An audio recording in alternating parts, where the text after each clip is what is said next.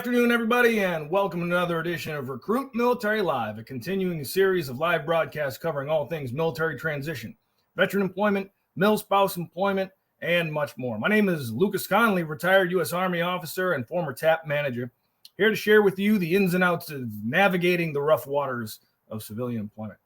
If you are in search of a meaningful employment opportunity, you are in the right place. Please visit rmvets.com/live to learn more. Okay, let's roll right in. Are you getting ready to retire or transition out of the military? If you answered yes, then you're watching the right show. Don't touch that mouse. We all know that big transitions in life, like leaving the military and trying to find that next career opportunity, can be pretty stressful. That's why our guest is so valued to us today, and our topic is equally important. Today's topic is resilient transitions, understanding and managing the stress associated with transition. Our guest today is coming to us from Highlands, New York, just downstate from me here in the great state of New York, just a stone's throw from the grounds of the U.S. Military Academy at West Point. He had a long and distinguished military career starting back in 1984 and spanning more than 3 decades, with leadership positions at every level, multiple overseas and combat assignments, all culminating with his appointment to the esteemed rank of Command Sergeant Major. He retired from active duty in 2014, but he has never stopped serving. Since leaving the military, he's been elected to town council in that little town of Highland, New York. He's been a leader in youth programs, organized charitable events to support his community and the veteran community. He's even found time to start his own entertainment company. Did I mention he was even an SFL TAP counselor? That he spent years working with nonprofit organizations, specifically with helping veterans. A great asset to his community, a great asset to the military community. Ladies and gentlemen, please join me in welcoming Command Sergeant Major retired Sa'eed Mustafa. Good afternoon. Good afternoon. Good afternoon. Thank you so much for a well communicated introduction. I don't know how deserved it is, but I'm honored, and it's a pleasure to be on your show. All 100% deserved, and I even left a few things out. So we'll wrap that in a little bit later. So welcome to the show, Sergeant Major. I know I should be, as a transition quote-unquote expert, I should be saying Sa'eed. I should have left the rank behind, but very hard for me as a former member of the Army to see a Sergeant Major and not say Sergeant Major, because I just don't want to get backed against the wall. Well, all right. Be kind to me, Sergeant Major. Be kind. No matter, buddy. It's okay. So you feel comfortable as you need to be. But all right. Now, now that you know who we are, we'd like to hear who you are. They're our friends, our fellow veterans, our mil spouses, our members of the military community out there in the audience. Hit that chat window. Let us know where you're watching from, who you are, who you're with, what your status is. Are you on active duty? Are you in transition? Are you a veteran, a mil spouse, a caregiver? Hit us up. Let us know what you got going on. And if you've got any questions, comments, issues, or concerns, we want to hear those too. Hit us in the chat window and we'll try to get after them, okay? All right, Sa'eed, we are wheels up. So I think we'd love to start first and foremost by hearing a little bit about your decision to retire and about your individual transition experience. Yeah, well, I tell you, for me, I was one of those guys that while I served, I quite frankly thought that, I might eventually just die in my boots. I never really thought a lot about getting out. And so I'm going to share with the audience that, that was not necessarily a good thing on my part, because then it created more stress than probably was necessary. But the way it all culminated, my last job, I was working as the MCOM Europe operations sergeant major for a man who was a retired colonel. And one day he said, after I have given him the results of an assignment that he'd given me, he said, Sergeant Major, I'd hire you for this particular job. And I said, really? He said, yeah, this is a good product that you got. You well written here. I said, really? And so he said, I'm writing it right now. It's going to be a GS-14. And I tell you what, it's almost exactly what you're doing now, but just be civilian clothes. I said, wait a minute, I'll be right back. I went over to the G1 and I said, I'm dropping my retirement paperwork. So I got it. I put it in that day. I called the CSM at that time, Romeo Montez, for the MCOM Europe, and said, hey, Sergeant Major, I'm out. And he said, what? I said, yeah, man, I know you wanted me to hang around for another year, but I got an offer that I don't think I can pass up. And that's how it began. But after that decision was made, now I realize I'm in Germany. If I take this route, I'm gonna have to move off the military installation, go into the Yep. civilian economy. Uh, didn't quite really think through that piece. Had family that necessarily wasn't comfortable with that. And then my sister sent me a note and said, with all the things you're doing there with the youth and so forth, we could use those things back home here. Won't you consider coming back to Highland Falls, New York?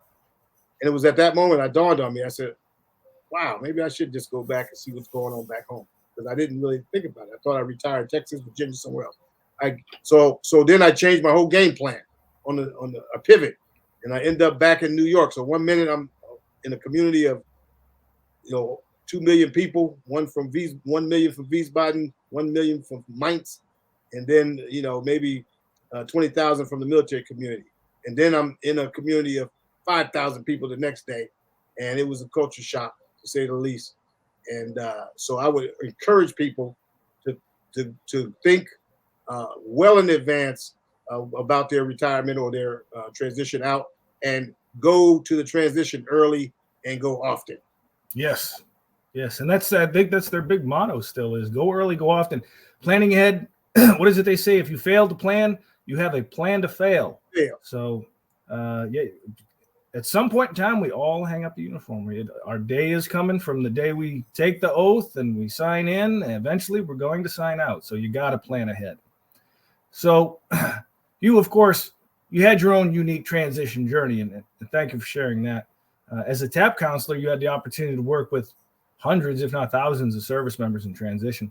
Suffice it to say, you now have kind of an intimate understanding of the stress that transition brings on. And when I was a TAP counselor, I always asked the classes, who here is stressed? And if nobody put their hands up, I said, now you're lying. Because if you're not a little stressed here, you're probably not taking this as seriously as you should. No, that's a fact. What I was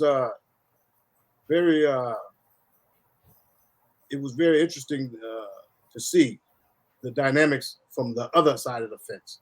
So as I came out initially, I thought, okay, I'm going to finally hang it up, and it's no big deal. But then I went back to New York, as I stated, and I get there, and I realized that this little small town that I grew up in, that I come from, is a lot different, and I'm a lot different. And so there was a mental adjustment, first of all, that had to occur for me to be able to be successful here.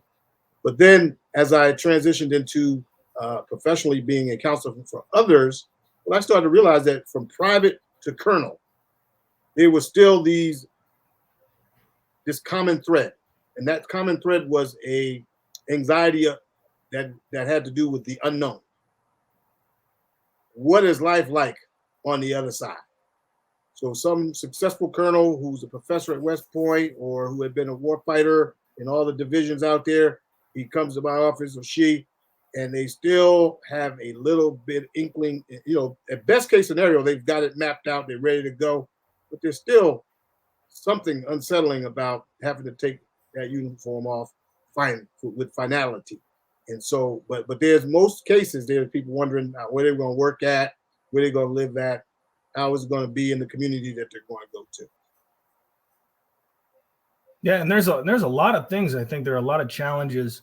There are a lot of I like, some people say problems, the problems you'll face, but I don't like the word problem, because a problem sounds like something that you can't overcome. So I like to say challenges. A lot of challenges associated with transitioning. Do you think you could hit for us some of the big challenges that you see transitioning service members facing as they hang up the uniform and head on to their next mission? Yeah, I find it interesting, Lucas, that again, having sat in that seat as a counselor, hasn't gone through the process myself, and had the feelings of anxiety and the roller coaster emotions and so forth, and then having written a book about the subject, and then have people give me feedback. For example, there's a Sergeant Major who I knew in Germany, was I think 7th Corps Sergeant Major. He was nominative, And he said when he read my book that those feelings that I described is what he felt when he came out. And then there are so many others that talk about how that I hit the nail on that particular head. So what I see holistically is oftentimes, this process is it's kind of like something along the lines of project management or Lean Six Sigma. Okay, go 2 years out, do this thing at this time, do that thing at that time. It's processes. But we're talking about human beings here. And so at some point in time, you have to deal with emotions. Yes. How does it make you feel to give up this institution that you have come to love, these values which you have inculcated, 7 Army values, right, that have now become our life, and then go back into civilian life where it's a totally different environment? Sometimes our emotions have to be calibrated to be successful in that environment. I heard somebody say once, how closely you associate yourself with the uniform, how strongly you identify with your persona in the uniform. Let's just hypothetically talk about, say your airborne rangers down at Fort Benning or Fort Bragg. If that airborne ranger persona, or Navy officer, Air Force pilot, whatever that is, that identifies you, that helps to define who you are, how strongly you cling to that has an inverse relationship with how easy it is for you to transition to civilian life when you leave that behind. Yeah, I would not disagree. I think there is another component to that. So one would think because I was a command sergeant major, because I served 30 years, then I have some unique love for the military, and that it would not necessarily be present in those who serve in a lesser amount of times. I tend to disagree, specifically with the experience that I've had with dealing with folks out here. Certainly, that is a fact that I loved what I was doing in terms of getting up every day, being a part of our nation's defense force, and thinking about a mission bigger than myself. It was nothing but passion that drove me to do that for 30 years. However, coming out, I once had an experience with a friend of mine who works at the VA hospital, had been telling me in a social environment, hey, I don't know what's going on with these post 9/11 veterans, but they're a little different than some of the others I've experienced. They just seem to be a little bit more angrier, a little bit more, abrasive, and I just won't listen to what we're telling them. And I couldn't really wrap my mind around what she was saying. She's a nurse over there. One day I had my appointment at the VA, and I decided, let's go say hello to this person, just to say hello. And I get up on the 4th floor, which is the psych ward. And I'm wearing the same hat. And so I'm walking down the hall looking for my friend, and these 2 young people who are veterans come approaching me. Unbelievable. When they got to my proximity, about a meter out or so, or a foot or 2 out, well, they could see my hat and read it. These soldiers or veterans who are sitting there on the psychiatric ward came to the position of parade rest. I couldn't believe it. But what I said to them is, guys, I am proud of you. You are in the right place to get the help that you need. I want you to take this opportunity serious. I want you to get yourself healthy. And I want you to realize that you're not the only ones that are struggling, if you are struggling with anything, because there's many of us that struggle as well. But here's my card. I'm a resource to you. If you ever need anything, let me know. Unbeknownst to me, my friend is standing behind me. So I turn around. I said, oh, hey, there you are. Hello. She said, how did you do that? I said, what did you mean? Those are the guys I've been telling you about.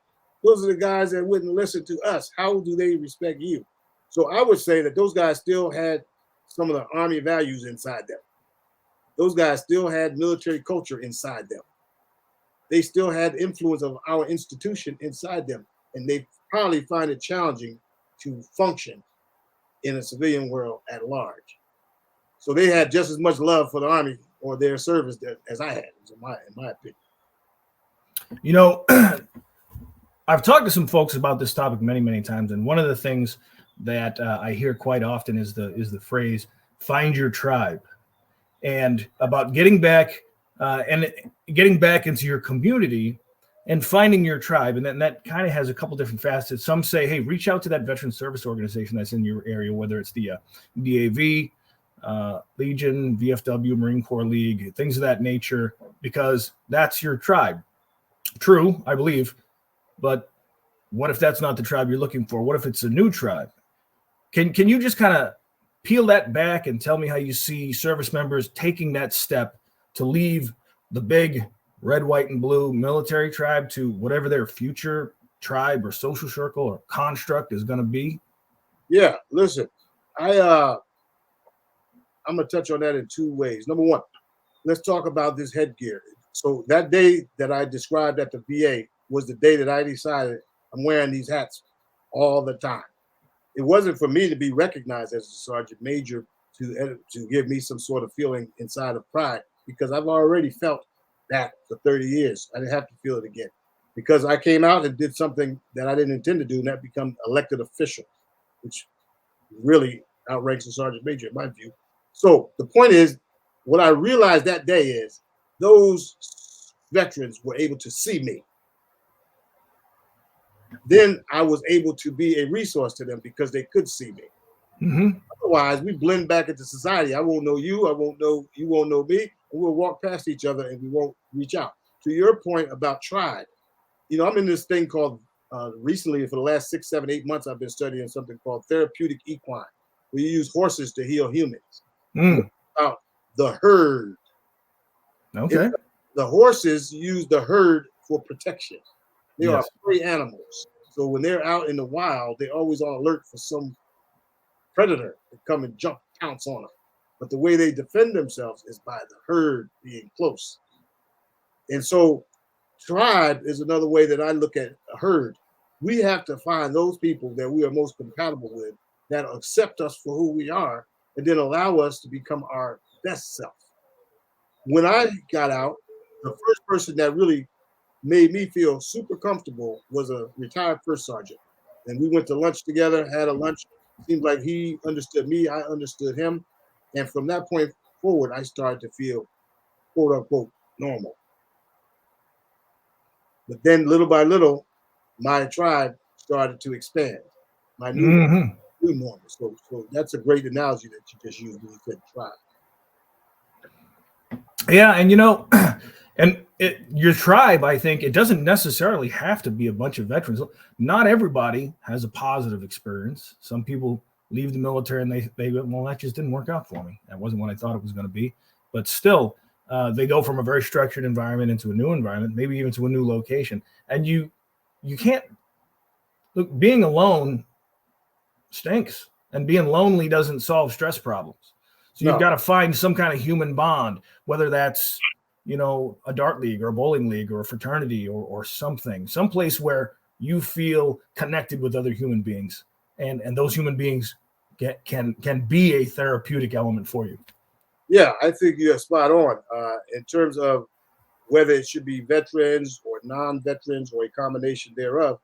I think for me personally, it was just a matter of communicating. How we communicate or learn or have been taught to communicate in the service is completely different than how civilians communicate. So coming out, it was a natural connection between me and this retired first sergeant. But obviously my tribe expanded to non-veterans, particularly when I became a political figure, right? When I became elected official, which I had no intention of doing this, by the way. This was something that just seemed to be divine intervention. So I'm out doing a lot of community service, working around the communities, doing things with my entertainment business, like community festivals. I did a program for veterans, homeless people in Newburgh, New York. I did something for youth, a talent show. So all these things drew attention, and folks came to me, and for both parties, by the way. First year, it was the Republicans said, run for this office, and that I hadn't even been out in the Army. In fact, I think I had been out 2 months when they approached me, and I still couldn't wrap my mind around what they were talking about. I was like, thank you. I'm appreciative of the offer, but no thanks. I still got to figure things out. The next year, it was the Democratic Party who came to me and asked the same question. Would you be willing to come and go to this meeting and see this thing? So the whole point is so now that introduced me to a whole different group of people. But what happened was I learned that those are the colonels and the sergeant majors of the community, because that's where the training meeting is. That's where the command and staff is at the town board meetings. Mm-hmm. And now I have access to the information that's going on in the community. Well, that's familiar to me because in the military I had access to that information. So that was a thing that made me feel normal. Did they make you do slides? No, they didn't make you do slides, did they? None of that kind of stuff. Okay. That's the only thing I missed about it. It wasn't on that level. No PT, nothing. But it was very informative, right? You want to know who got the DPW? Well, go to the town board meetings. You want to know what's going on with the senior citizens? Go to the town board meeting. You want to know what's coming up with emergency management? Go to the town board meetings. So there you go. All those things made me realize that, oh, wow, this is how you lead in civilian life. So it looks like you're hitting there on another point. And I think the challenge, an additional challenge that service members face when they leave is that finding a sense of purpose. You know, when you're in the military, especially during the post 9/11 era, we had a very singular focus. We knew who the good guys were and who the bad guys were, and what our mission was, and where we were going, and what we were doing, and why we were doing it. And the fella and the lady on the left and right had a mission, and we had a mission. So you're very focused. Then poof, you're out of the service. Your mission ends. How does one? And I think we see how you did it. How does one get after what is my purpose? Yeah, that's a heck of a question, and I think you're spot on with your analogy. So, like others, when I first got out, I didn't realize that these things were possible, to go get elected, go to these meetings. And so you walk around as like a free radical. You just don't know what's going on. When I say free radical, I'm just saying you're not connected to anything. And I think that's a dangerous position to be in for anybody. So you talked about loneliness earlier.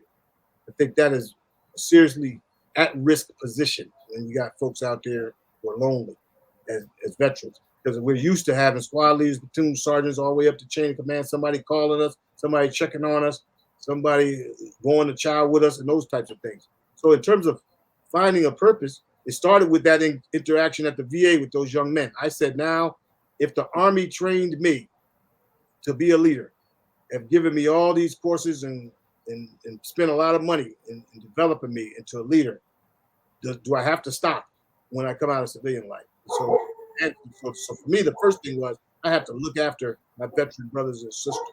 That became a source of purpose. Then my mother and others are senior citizens in this community where I live. They don't have the best quality of life because there was no senior centers that was active. Youth didn't have things. So I said, you know what? I need to get involved so I can then lead in my community.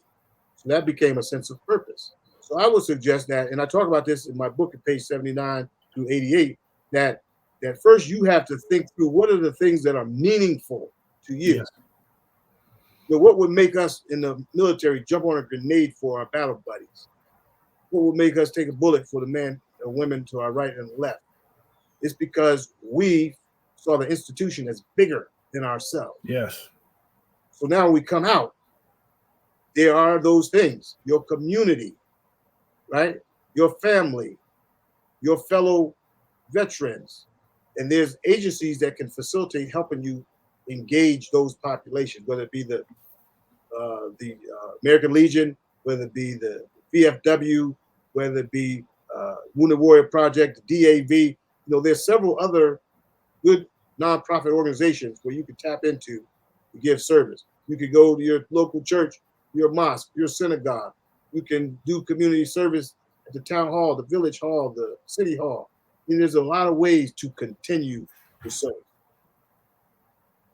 Absolutely. Now you tapped there for a second about but kind of leaning forward. Now, some people would say, and rightly so, finding yourself suddenly in a survival situation is not the time to start trying to figure out a few survival tasks that might save your life. You have to be prepared going in, knowing that each and every one of our brothers and sisters in arms is going to head for the transition point, and we know that's going to be a source of friction and a source of stress. What kind of things, as far as preparing themselves for a resilient transition can they be doing? I think the preparation phase, we have to build resiliency through teaching, coaching, and mentoring. You have to be open to learning new things. So let's say you're an infantryman, or let's say you're an engineer, or let's say you're a quartermaster. Let's say you're in units where they make you stand at parade rest, or there are units that they make you go to the field a lot. You're used to a certain thing, a certain culture, a certain lifestyle. So now you have to broaden your scope to think. First, take inventory of yourself and the skills that you have. Second, where could you shore up your learning? Could you take a certification course? Could you take a college course? Could you seek out mentorship? And yes. I really highly believe that it is important, like we do in the military, very good to bring folks into our new organization by way of the sponsorship program. And I know the military, I've heard talking to folks at the VA level for Soldier for Life, they're trying to create a sponsorship program leaving the Army. I've been saying for 7 years that I've been out, that you got to have mentorship on the other side. In fact, I created something called Veterans Resiliency Coalition. And the coalition is some other veterans, but it's also the superintendent of the local school here. It's also the president of the Chamber of Commerce. It's also folks in the community that can help receive us, to help integrate us back into the population at large. So I think first having an open mind, first trying to learn as much as you can, and then continuing to, I'm going to tell you, I did something wrong. I fell off on my PT. I hate to admit this, but when I first got out, I wasn't doing any PT, staying up late at night, sleeping late, drinking a little. Guilty.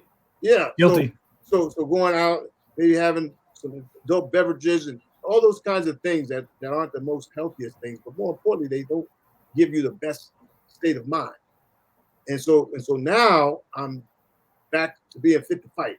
I'm out here doing PT in the morning with my dog, and I'm out, and his name is Private Diesel, by the way.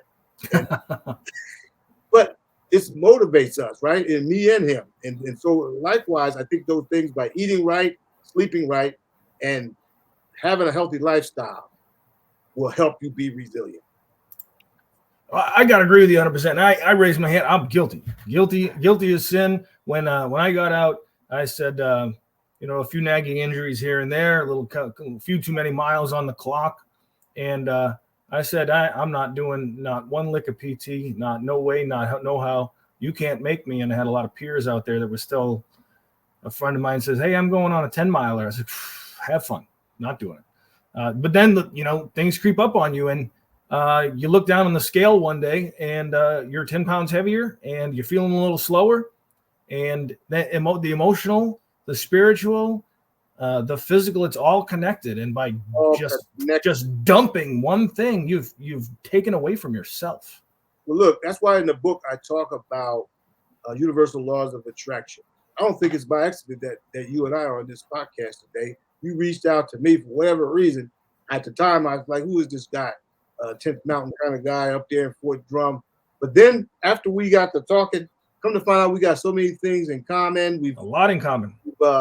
We've treaded some of the same fighting positions out there in Big Army.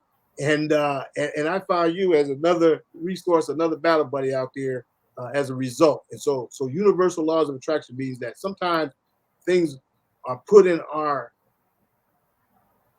path, yeah. In our path that we may be not able to explain, but we have to be ready to receive it and embrace it and get the goodness out of it. So I'm thankful that you and I have connected. Absolutely. Well, I know, I'll tell you what, and I'll tell the audience, my conversation with Sa'eed the other day when we first connected was probably just as valuable as this one, and we could probably have 3 or 4 more or keep this running for another hour, but we just can't do it. Eventually, all great things must come to an end. But before we end, I have to ask Sa'eed, Sergeant Major, if you could give just one piece of advice only in 60 seconds or less to a transitioning service member heading out to the employment space, what would it be? My advice to anybody out there listening, as you're heading into the transition space, that all good things come to an end, as you can say. We love that military lifestyle, but then there is life after the military. The one thing I would say is never, ever give up on yourself. Never. Amen. Always remember, hope is having the belief that you can and will continue to be great. So never give up on yourself. There's a bright side of being on the other side. And I look forward to you doing great things wherever you are and wherever you may be. Because if you were great in the military, you can be great in civilian life. Fantastic. All right. Hey, and I'm going to carve out another few seconds for you. Tell us about the book. The book is called Resilient Transition: How to Combat Stress and Anxiety Using Music, Meditation, and a Positive Mindset. Positive mindset is key. Get up every day. Tell yourself you are great. Get up every day. Tell yourself this day will be good. You will make it good. So give yourself those positive affirmations. You'll find some in the book that I've given for you, 30 days worth. And then I give you some music to listen to, that when you listen to it, it'll get your fingers popping. It'll get your toes tapping. It'll make you want to get energetic and get bouncing. And so the last thing that I would say, that I'm working currently on my next book, which is going to talk about this thing called therapeutic equine, where you can use horses to heal humans. So many resources that come from the VA. Don't be afraid of the VA. Get there, use everything. In fact, tomorrow I'll be doing acupuncture at the VA hospital. So I do yoga, I do all those alternative medicines, and I encourage you to do it too. Well, you know what? I guess I'll try anything once. Most of the time when I go under needle, there's some ink coming out of it, but that's my passion right there. That's a whole nother story. We could go on like this, on and on and on. Thank you very much for all your feedback, for all your input, Sa'eed. This is just the beginning, I have a feeling. And folks out there who were in the chat and watched us today, thank you very much for spending some time with us. As I showed you from some of the comments there, a lot of really appreciative folks that tuned in today. And if you haven't already done so, do yourself a solid, folks. Go to the link. It's scrolling right down there at the bottom. Hit it up, rmvets.com/live. That'll take you to our website. You'll find over 400,000 job opportunities from over 16,000 employers around the world and around the corner. You'll find information about our job fairs held every month, both virtual and in person. A library, and in addition to a library of content, all designed to help veterans and transitioning service members, as well as mil spouses, find meaningful employment opportunities. On behalf of Recruit Military and the folks that joined us today, thank you very much for being here, Sergeant Major.